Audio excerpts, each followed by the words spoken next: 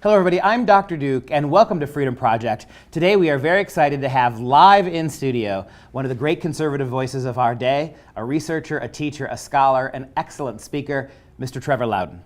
Antifa is at war with your government. Antifa is an organization that claims to fight fascism, but is actually, the most fascist organization probably in the United States. Their only argument they really have is, we want to be the thugs in control and not you. They believe that right-wingers need to be stopped by any means necessary. The dangerous stuff is the media asking whether it's okay to punch a Nazi at the same time as branding everyone Nazis. If you are waving a Nazi flag, one, you're a moron. Two, you're a terrible person. The ideology of communism was not defeated. There are plenty of stories of the homes of fascists being raided and all their things being smashed. They're not freedom fighters pushing for less government.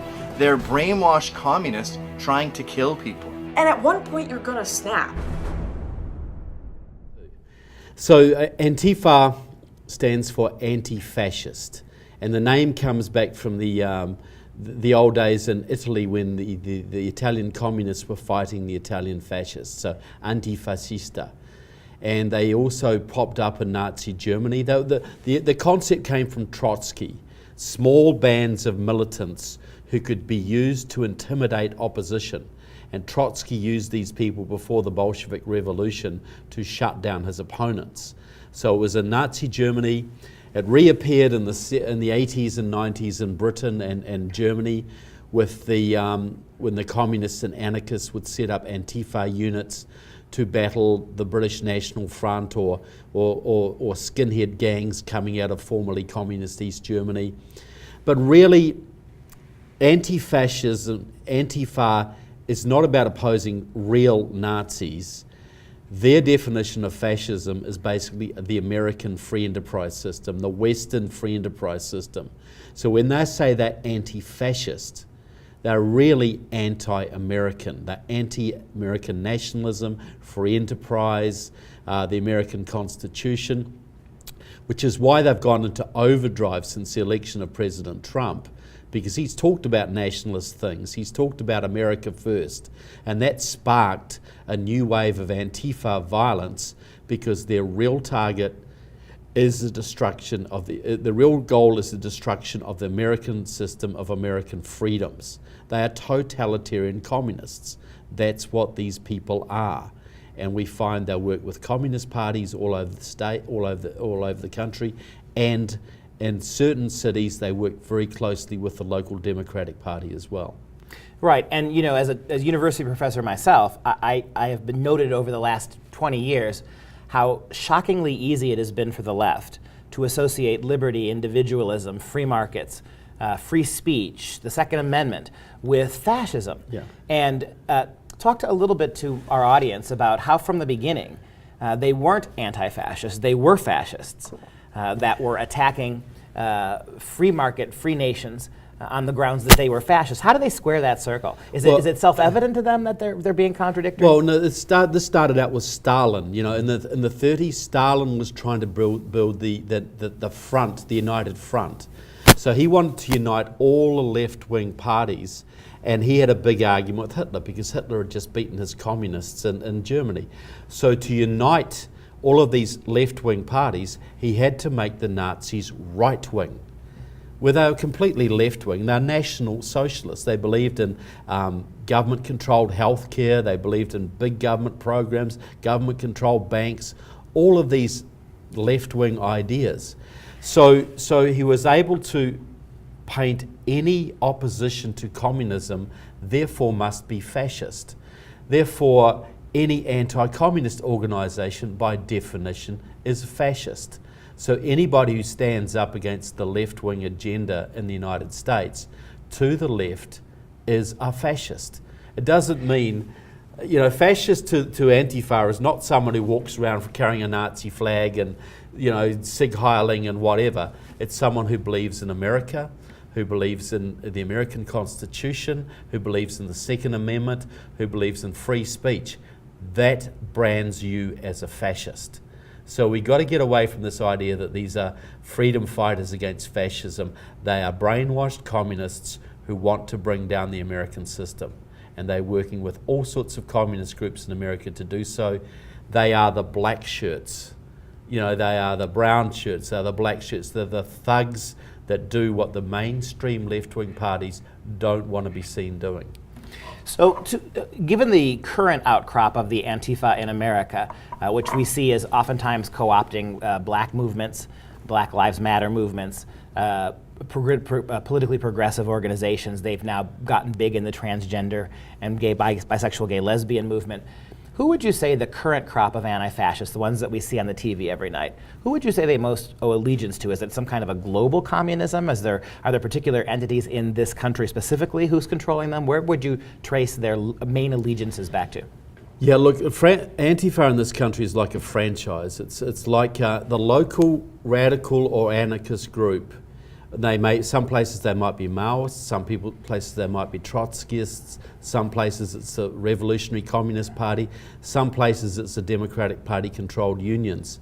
Wherever you'll find whatever the strong left-wing element in that city is, that's who Antifa will be aligned to. That's where they get their money from, their funding and their training. Ultimately they are communist anarchists, but they also see the only difference between them and your normal communist is this. A normal communist believes you have to build socialism and then you transition into capitalism. So you got to build this big government controlled society that eventually morphs into classless communism. The anarchists, the Antifa people just believe you just have to smash capitalism and then we'll pick up the pieces. There's no building socialism, no building anything, it's smashing capitalism. So really they're a negative movement. In some places they're controlled by the Democrats, in some places they're controlled by Democratic Socialists of America, other places it's a revolutionary communist party. What unites them is a hatred for America and for American values. That is the one unifying strand that goes right through their movement.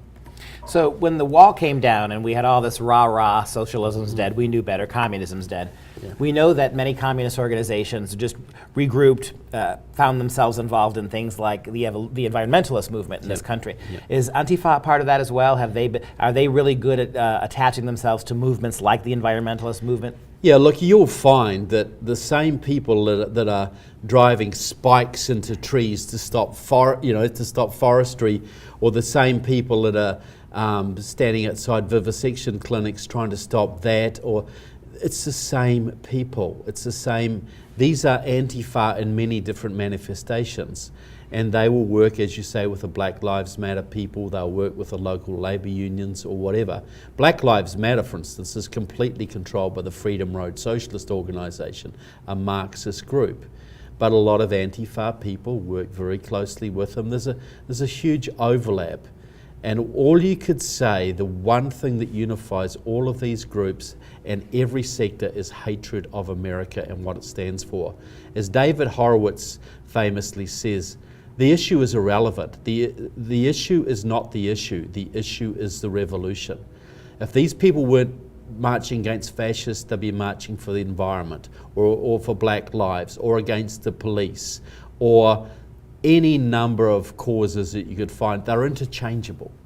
It's just whatever's going to cause the most damage to America at that time, that's where they'll be. You've been steeped in the history of these movements for over 30 years. And so you're one of our greatest experts on this. Let me ask you, having witnessed these processes as they've unfolded historically in other nations, where are we on the timeline of this struggle? How far are we from something much more significantly worse happening, or the revolutionary ideas completely swamping out other ideas? Where in the American Antifa movement now, as you see it today, where on the spectrum would you say it is, and what do we look forward to, or don't look forward to next? Don't look forward to. Yeah. We are in the destabilization stage of a communist revolution. Everything is being done to destabilize America. Statues are being torn down, street marches, police are being attacked and shot at. This is to just cause Americans confusion, to lose faith in the system. This is the last stage before the revolution. So these people genuinely think that they can create enough chaos to have a real, I don't think they can have a communist revolution. What they can do is completely stall the Trump agenda so that the Democrats regain power and the Democrats are the Communist Party of today. So just as the communists used Antifa to do their dirty work back in Nazi Germany as a sort of deniable front, now the Democrats are using Black Lives Matter, Antifa, etc., to disintegrate society, to cause trouble, to get people to lose faith in the system, so they will go to the alternative, and that will be a communist-controlled Democratic Party. That's what they're intending to do. That's where they're heading. And I know that in the news today is all this NFL protests. What amazes me, Trevor, it's a sign of their success, I think. You think about the NFL, the National Football League, as a blue-collar, all-American male kind of organization. All their commercials used to be about Chevy trucks and the working man, and this was the entertainment for the masses. The fact that they have been so successful co-opting a prototypically American institution like this is pretty shocking. Look, they'll get NASCAR next. Mm-hmm. Yeah. And you're exactly right. This is a very macho, all-American, patriotic sport, and you've got a Marxist doctrine being pushed in your sport. Well, what's this doing to America, the American psyche? Americans are thinking, well, at least football, I can sit down and watch a game of football and forget all this stuff and look at normal American competitive values. But they're even getting in there. This is designed as a psychological thing.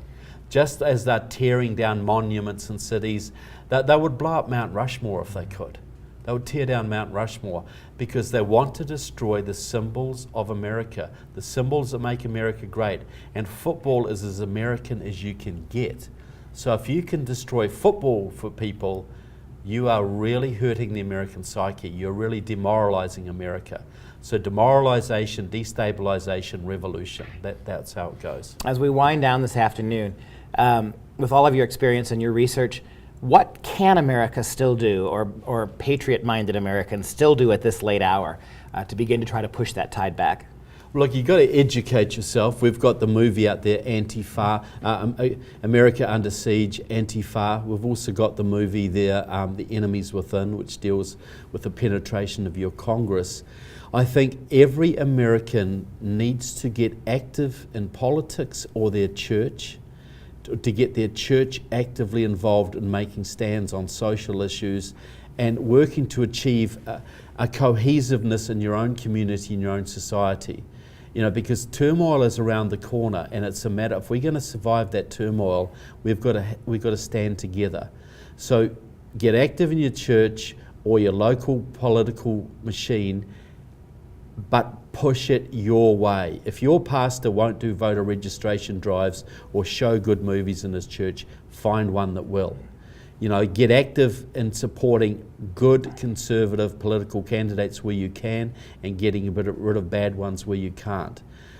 The thing is, there's 1,000 things that need doing. The key point is every American should be active right now, because this is as much of a dangerous period as the Civil War or World War II, or the Republic is in peril. And if you believe that you should be handing your country on to your children in a better state than you found it, you have to get active now, because we have a very limited amount of time to achieve this. Trevor, thank you so much for being with us today. And I really urge you out there to take a look as soon as you possibly can at America Under Siege. You're going to get a much more thorough understanding of everything we face. And thanks again, Trevor, for being with us. If you enjoyed that video, I urge you to consider joining our new Patriot Club at FreedomProject.com. I'm Dr. Duke. Thanks for watching.